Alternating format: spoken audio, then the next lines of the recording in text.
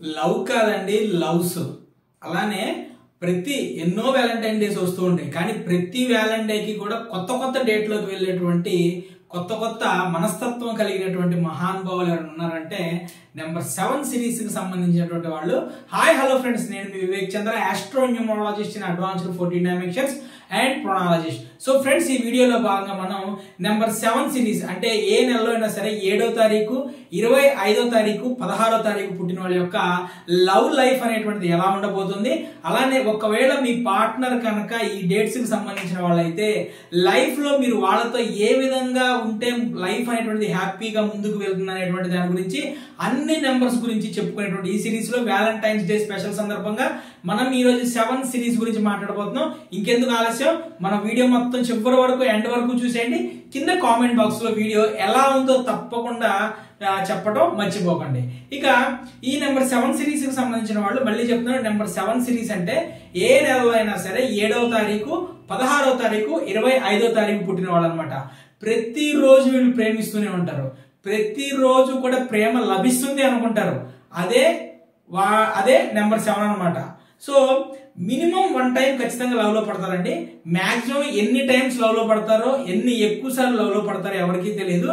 మనందరికీ తెలుసు కేతు అంటేనే ఆధ్యాత్మికత. ప్రాబ్లం ఏంటంటే వీళ్ళకి లాంగ్ టర్మ్ రిలేషన్ కానివ్వండి, లేదా లాంగ్ టర్మ్ లో ఏ ఒక్కటి కూడా సరిగా నచ్చదండి. సో మరి మ్యారేజ్ అంటేనే లాంగ్ టర్మ్ కదండి. కాబట్టి వీళ్ళకి చాలా మందికి నా దగ్గరికి వచ్చేటువంటి క్లయింట్స్ లో మ్యారేజ్ లైఫ్ అనేటువంటిది వీళ్ళలో అనుకున్నటువంటి విధంగా ఉండకపోవడానికి కారణం అదే.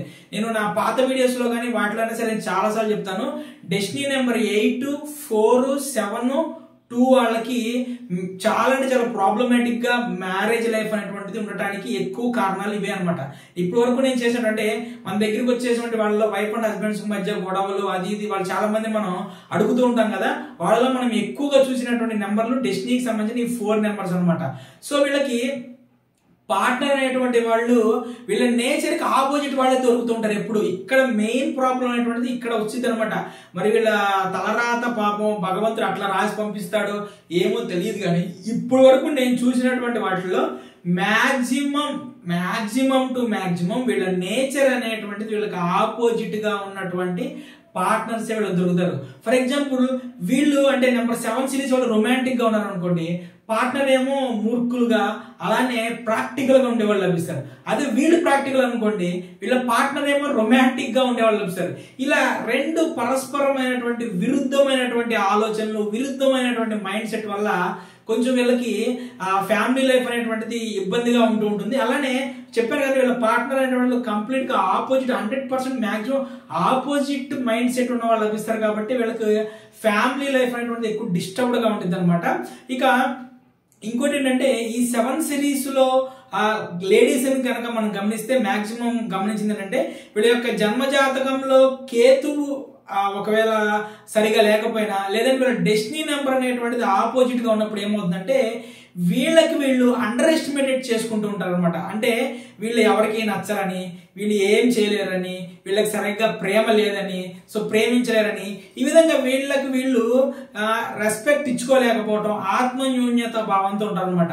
దీనివల్ల ఏమవుతుందంటే వీళ్ళ పార్ట్నర్ ఎవరైతే ఉంటారో వీళ్ళ పార్ట్నర్ కూడా వీళ్ళని ఒకసారి ఇబ్బంది పడుతుంటారు. అరే నువ్వే అట్లా అనుకుంటుంటే ఇంకా నాకెట్లా ఉండిద్ది అని వీళ్ళు విసుగు పొంది వీళ్ళు ఏమనుకుంటారంటే నిజంగా వీళ్ళ 7 పార్ట్నర్ వాళ్ళు లేడీస్ నిజంగా వీళ్ళు ప్రేమించరేమో అనేటువంటిది పార్ట్నర్ కి వీళ్ళకి కూడా ఎక్కువగా కొంచెం ఇబ్బంది పడేటువంటి అవకాశం ఉంటుందండి. నేను అందుకే చాలా సార్లు చెప్తానండి, గుర్తుపెట్టుకోండి, మన నుంచి వచ్చేటువంటి వైబ్రేషన్ అనేటువంటిది పాజిటివ్ గా ఉండాలి. పాజిటివ్ గా ఉన్నప్పుడు మనకి ఆపోజిట్ గా వచ్చేటువంటి వైబ్రేషన్ కూడా పాజిటివ్ వస్తుంది. అందుకే మనం అడ్వాన్స్డ్ 14 డైమెన్షన్ లో ఆస్ట్రో న్యూమరాలజీ ప్రకారం నేమ్ కరెక్షన్ చేసేటప్పుడు వైబ్రేషన్ థియరీ ప్రకారం, ఫ్రీక్వెన్సీస్ ప్రకారం, ఎనర్జీ థియరీస్ ప్రకారం, ఇలా అనేకమైనటువంటి థియరీస్ ప్రకారం అన్ని విధాలుగా చూసి పాజిటివ్ గా నేమ్ అనేటువంటిది కరెక్షన్ చేయడం జరుగుతుంది అనమాట. సో ఫ్రెండ్స్, ఎవరైనా సరే అడ్వాన్స్డ్ 14 డైమెన్షన్ లో ఆస్ట్రో న్యూమరాలజీ ప్రకారం నేమ్ కరెక్షన్ కనుక చేయించుకోవాలనుకుంటే కనుక స్క్రీన్ మీద కనిపించేటువంటి నా నెంబర్ కి మార్నింగ్ 10 గంటల నుంచి ఈవినింగ్ 4 గంటల మధ్యలో కాల్ చేసేటువంటి ప్రయత్నం చేయండి. సో కాబట్టి మీ నుంచి ఎప్పుడైనా సరే పాజిటివ్ వైబ్రేషన్ రావాలి అంటే మీరు ప్రతిసారి కూడా వీలైనప్పుడల్లా ఐ ఆమ్ ద బెస్ట్ అనేటువంటి పదాన్ని, అంటే మేనిఫెస్టేషన్ అనేటువంటి దాన్ని చేసుకుంటూ ఉంటే ఏమవుతుందంటే ఆ పాజిటివ్ వైబ్రేషన్ వల్ల positive likes positive like attracts like అంటారు అనమాట. అంటే మనం ఏమి ఇస్తామో ఎదుటి నుంచి మనం దాన్ని అట్రాక్ట్ చేస్తాం అనమాట. కాబట్టి ఐ ఆమ్ ద బెస్ట్ అనేది చెప్పి మీరు ఎప్పుడైతే అనుకుంటూ ఉంటారో ద బెస్ట్ అనేటువంటిది మీకు వస్తూ ఉంటుంది.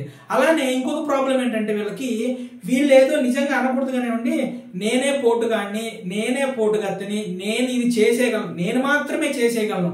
గుర్తుపెట్టుకోండి, ఒక విషయాన్ని మనసు పెట్టి మనం కనుక కూర్చుంటే ఖచ్చితంగా సాధించవచ్చు. నేను సాధించగలను అనుకోవటం అనేటువంటిది విశ్వాసము, నేను మాత్రమే సాధించగలను అనుకోవటం అనేటువంటిది మూర్ఖత్వము, అతి విశ్వాసం అనమాట. సో కాబట్టి వీళ్ళు ఎక్కువ మైండ్ సెట్ అదే ఉంటుంది. అంటే చిన్న వాడికి కోపం తెచ్చుకోవటం, ముందు వెనక ఆలోచించకుండానే డెప్త్ అనాలిసిస్ లోకి వెళ్ళిపోవటం, పికిల్ మైండ్ సెట్ అనమాట. అంటే దేని గురించి కూడా సరిగ్గా ఆలోచించరు. దీని గురించి ఆలోచిస్తూ దాని గురించి ఆలోచిస్తారు, దాని గురించి ఆలోచిస్తూ దీని గురించి ఆలోచిస్తారు. ఇలా ఏది ఆలోచించలేక అటు ఇటు కాకుండా ఉండిపోయి ఎండ్ ఆఫ్ ది లైఫ్ లో వీళ్ళు బాగా ఇబ్బంది పడుతుంటారు అనమాట. సో నేను చెప్పేది ఏంటంటే, ఒకవేళ మీ పార్ట్నర్ కనుక 7 సిరీస్ వాళ్ళయండి, మీరు స్టార్టింగ్ లోనే ఇటువంటి మైండ్ సెట్ అనేటువంటి మీరు అబ్జర్వ్ చేసినప్పుడు కూర్చొని వాళ్ళతో అసలు ఏంటి అంటే ఏం చేయాలనుకుంటున్నావు, ఏంటి, మనం ఇలా చేస్తే ఇలా అవుతుంది, ఇలా చేస్తే ఇలా అవుతుంది, ఇలా చేస్తే ఇలా అవుతుంది అనేటువంటిది కొంచెం మీరు వాళ్ళకి వివరించి చెప్పండి. వివరించి చెప్పినప్పుడు ఏమవుతుందంటే మీ మీద మీ పార్ట్నర్కి నమ్మకం పెరుగుతుంది, పార్ట్నర్ నుంచి ప్రేమ లభిస్తుంది, ఇద్దరి మధ్య అన్యోన్యత, అవగాహన అనేటువంటిది పెరిగినప్పుడు ఒక మంచి రిలేషన్ అనేటువంటిది వీళ్ళకి డెవలప్ అవుతుంది అనమాట. లేకపోతే ఏంటంటే వీళ్ళు ఎక్కువ కాలం ఒక రిలేషన్ లో ఉండలేరండి. అందుకనే వీళ్ళలో నెంబర్ 7 సిరీస్ కి సంబంధించినటువంటి వాళ్ళు మాక్సిమం ఫ్యామిలీ లైఫ్ కి దూరంగా ఉండటం కానివ్వండి, వైఫ్ అండ్ హస్బెండ్స్ మధ్య అనుకున్నటువంటి విధంగా ఫ్యామిలీ లైఫ్ అనేటువంటిది ఉండలేకపోవడం అనేటువంటిది ఎక్కువగా జరుగుతూ ఉంటుందండి. అంటే వైఫ్ ఒక చోట ఉంటే హస్బెండ్ ఇంకొక చోట ఉంటాం, హస్బెండ్ ఇంకొక చోట ఉంటే వైఫ్ ఇంకొక చోట ఉంటాం, లేదు ఇద్దరు కలిసి ఉంటే వీళ్ళిద్దరిలో ఎవరో ఒకళ్ళు ఓవర్ టైమ్స్ జాబ్ చేసేటువంటి జాబులు ఉండటం, లేదంటే ఎక్కువగా బయట తిరిగేటువంటి జాబ్స్ లో ఉండటం. ఈ విధంగా ఏదైతే ఫ్యామిలీ లైఫ్ ఉంటుందో ఫ్యామిలీ లైఫ్ ని వీళ్ళు రొమాంటిక్ గా, అసలు నార్మల్ గా ఫ్యామిలీ లైఫ్ అనేటువంటి దాన్ని ఫ్యామిలీ లైఫ్ గానే వీళ్ళు దాన్ని ఆస్వాదించలేరు అనమాట, స్వీకరించలేరు, ఉండలేరు.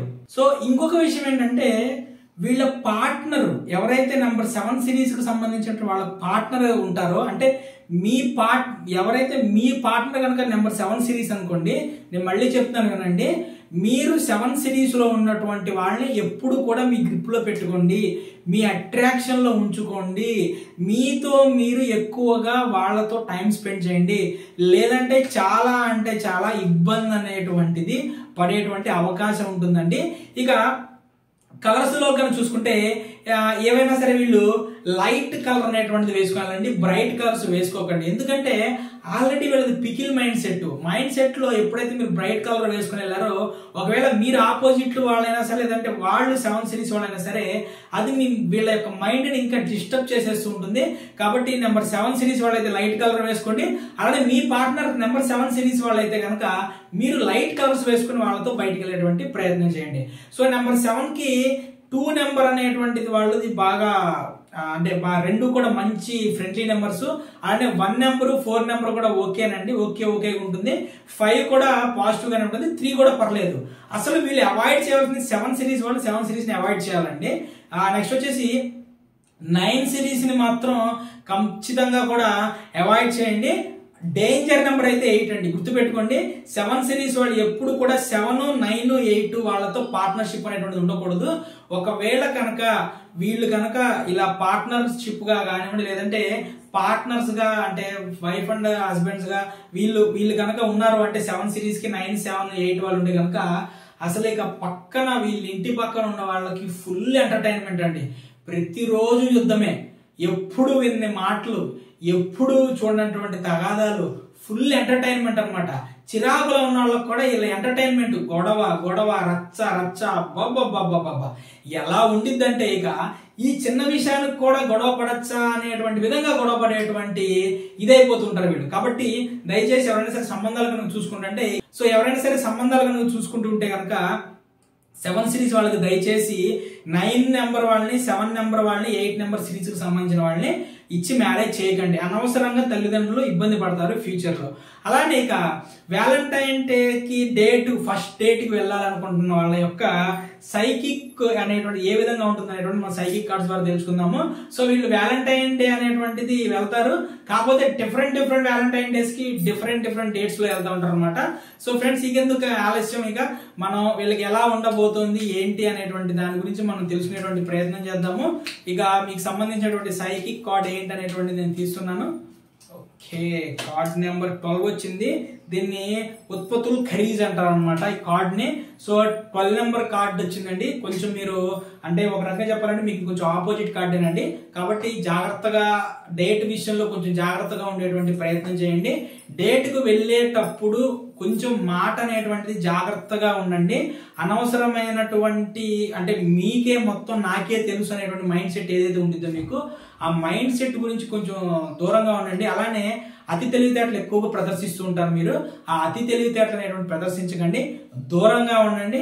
ఎంతవరకు వెళ్ళారా, ఎదుటి వాళ్ళతో మనం మంచిగా మాట్లాడామో వచ్చామో అన్నట్టుండి, అంతేగాని మీ డాపు దర్పాలు ఏవైతే ఉంటాయో వాటిని ఖచ్చితంగా ప్రదర్శించేటటువంటి ప్రయత్నం చేయకండి మీరు. సో ఆల్ ది బెస్ట్ అండి. సో ఫ్రెండ్స్, ఎవరైనా సరే అడ్వాన్స్డ్ 14 డైమెన్షనల్ ఆస్ట్రోన్యూమరాలజీ ప్రకారం నేమ్ కరెక్షన్ చేయించుకోవాలనుకుంటే కనుక స్క్రీన్ మీద కనిపించేటువంటి నా నెంబర్కి మార్నింగ్ 10 గంటల నుంచి ఈవినింగ్ 4 గంటల మధ్యలో కాల్ చేసేటువంటి ప్రయత్నం చేయండి. సో నా వీడియోని లైక్ చేసి కింద కామెంట్ చేసి షేర్ చేసి నా ఛానల్ సబ్స్క్రైబ్ చేసుకున్నందుకు మీ అందరికీ కూడా నా హృదయపూర్వక కృతజ్ఞతలు. Thank you.